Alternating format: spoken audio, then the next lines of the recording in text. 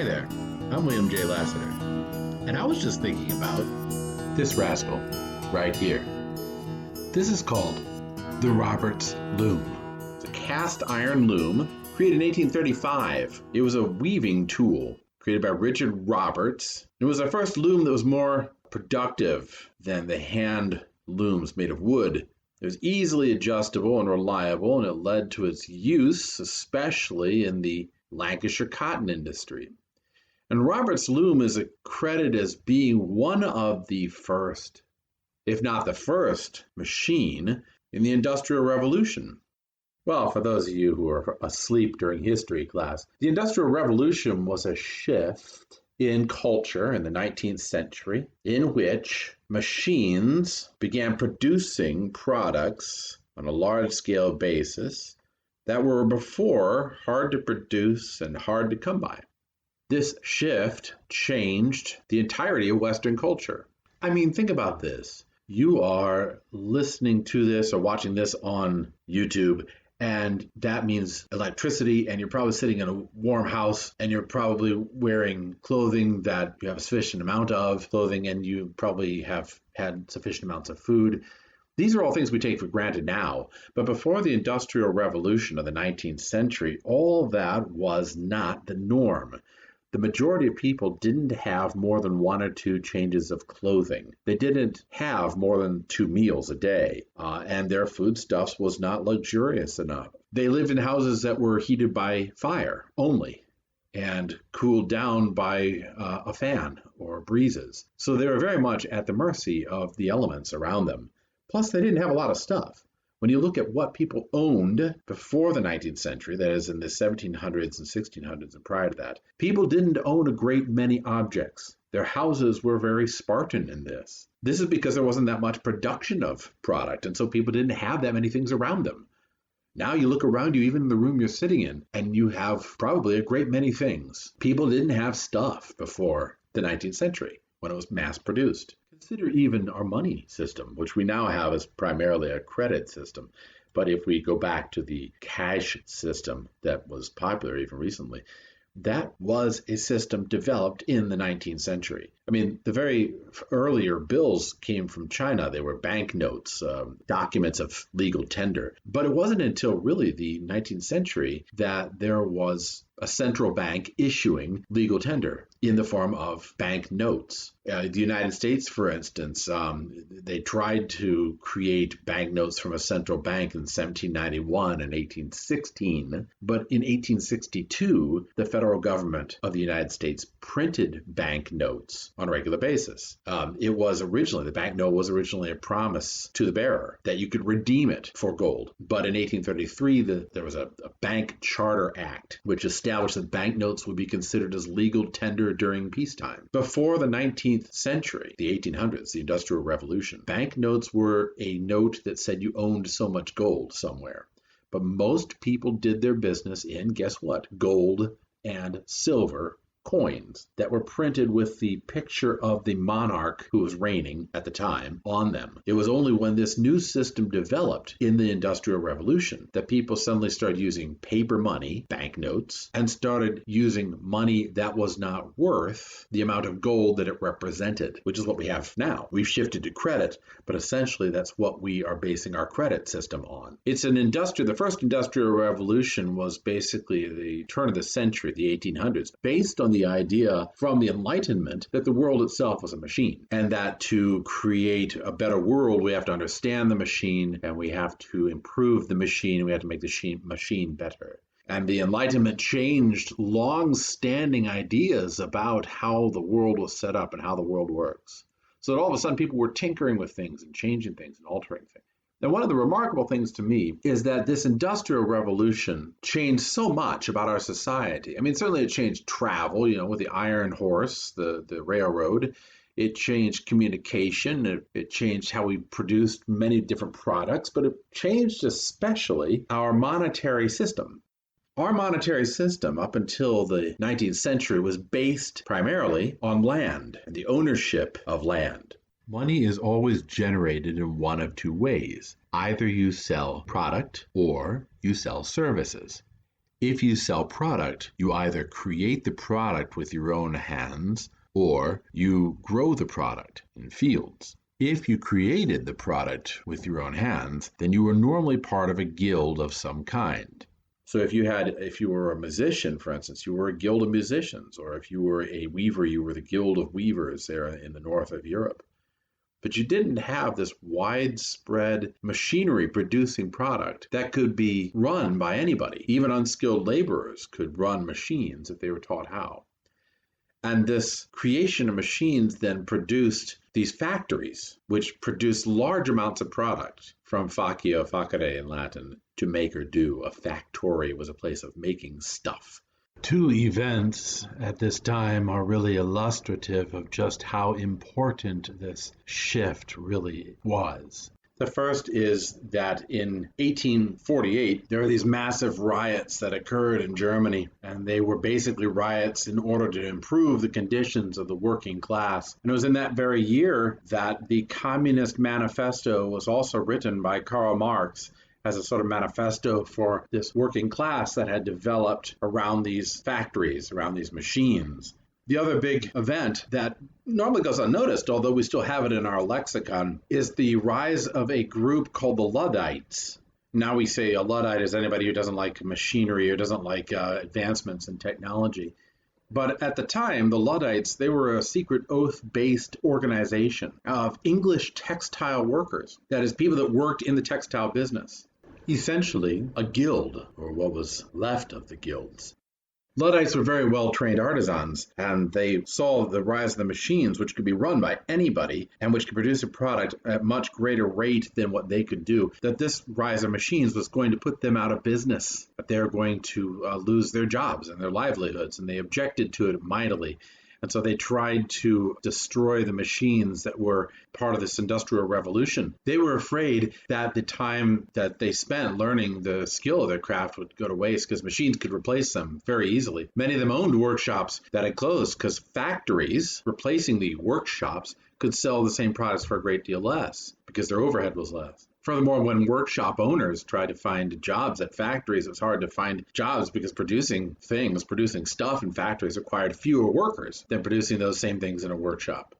So a lot of people were left unemployed and angry over this, not only losing their own jobs, but not being able to find new jobs in the factories, which produced more product, swifter, and used fewer laborers. In France, this was particularly true, and the Luddite movement in France tried to destroy the machines by throwing their wooden shoes into the machines and causing the machines to break down. And in French, the wooden shoe is called a sabot, and that's why we call it sabotage, because they're destroying machinery. So both these instances, both the rise of the workers, the protests of the workers in Germany in 1848 and the writing of the Communist Manifesto, and also the movement in England and France of the Luddites, and that's the word sabotage from the shoes that they used to destroy the machinery, they illustrate just how important this and how significant this change in the way that things were produced really was in the middle part of the 19th century. So I can't stress enough just how important the rise of these factories in the 19th century, the shift from workshop and farm to factory, really was in the 19th century.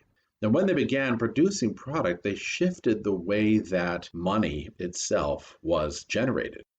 Land, when you own land, you made money in two ways. The first way is that you raised crops and you sold the crops. The second way was that you owned land upon which other people worked and dwelt, and you garnered taxes from those people. Both methods are dependent upon the production of foodstuffs from the ground. So if, for instance, if you're producing wheat, or you're producing corn, or you're producing grains of any kind, or you're producing fruit on the grounds, you have to wait for the season to produce. It's seasonally based. You can't grow grain during the cold weather months. And it's dependent upon the weather and the changes in the weather, drought or too much rain, and your crop is lost. It's dependent upon whether or not you're going to be visited by plague or whether you're going to be visited by locusts and other pests.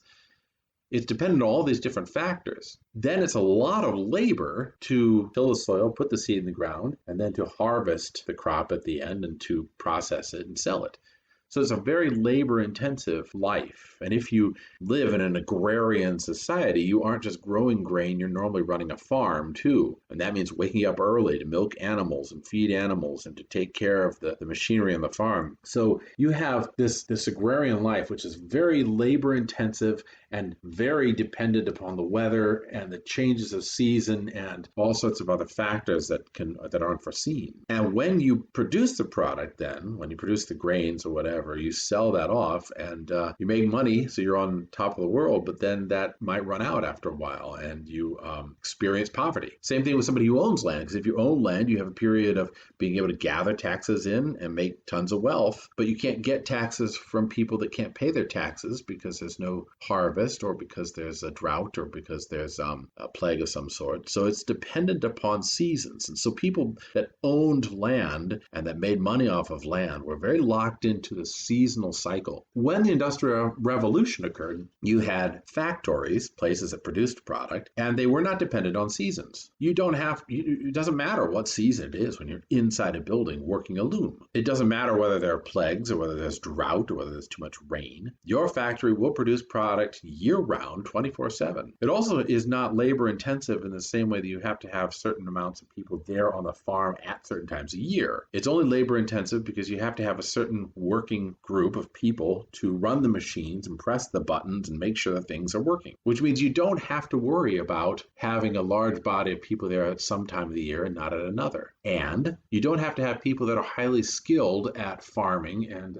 taking care of a farm in general. You have to have people that are capable of pushing buttons, being there on time, et cetera, et cetera, et cetera. And so people that owned a factory were able to make a great deal of money, and they were able to hire and fire people as they saw fit, being able to replace people as they replaced parts in a machine.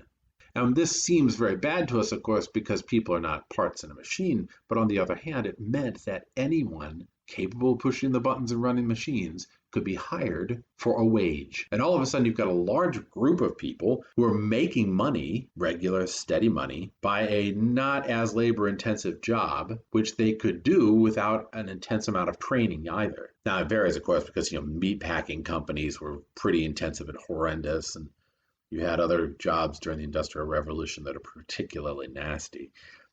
But one wonders, why did people flock to the cities where these factories were, unless the factories promised something better than what they were leaving behind? And why did so many people make so much money so quickly during the Industrial Revolution? Because it wasn't just the owners of the factories. There was all these other people that were profiting from it. The shift that occurred was from people being bound to the land to suddenly people being not bound to the land at all and able to move about and find jobs in different factories in different cities and no longer being beholden to the landowners. That's an amazing shift. And of course, this shift did result eventually in our current monetary system and our current wage slave mentality. But at the time, we're not saying that. We're saying that this was a great thing. That shift from the land changed the way that people thought about how they were going to make their living. That the Industrial Revolution changed the nature of cities because it made cities suddenly the place that people wanted to be and not the countryside. And our cities suddenly were burgeoning. That has a good effect and a bad effect because, of course, you had low rent, high occupancy tenements that were not very nice. And you had outbreaks of disease like cholera in the 1850s. And you had high crime in those cities and all those things that Charles Dickens wrote against. But you also had people suddenly moving to cities as a place of safety, solace, where they could actually survive, rather than in the countryside.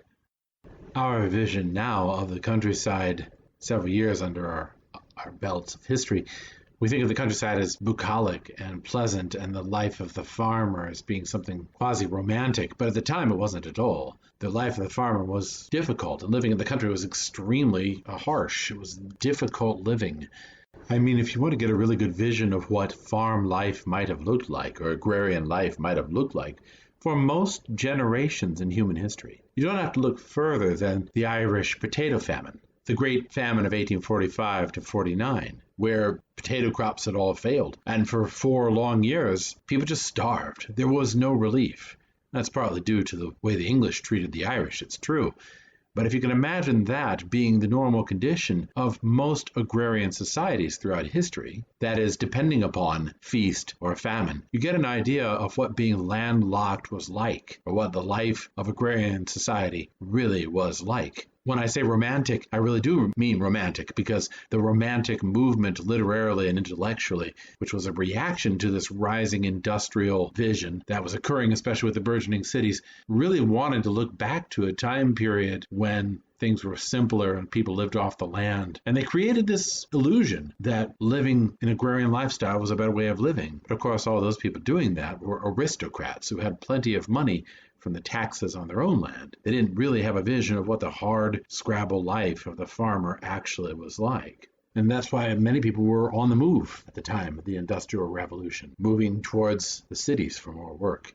But essentially this shift towards the factories, it broke the back of that agrarian culture, which had been the backbone of human culture since the Neolithic era. The Industrial Revolution really changed that entire monetary system of gaining money from land, which goes way, way, way back in history, 10,000 years of human history, changed there in the 19th century. And for that, if for no other reason, the Industrial Revolution really was a revolution in history.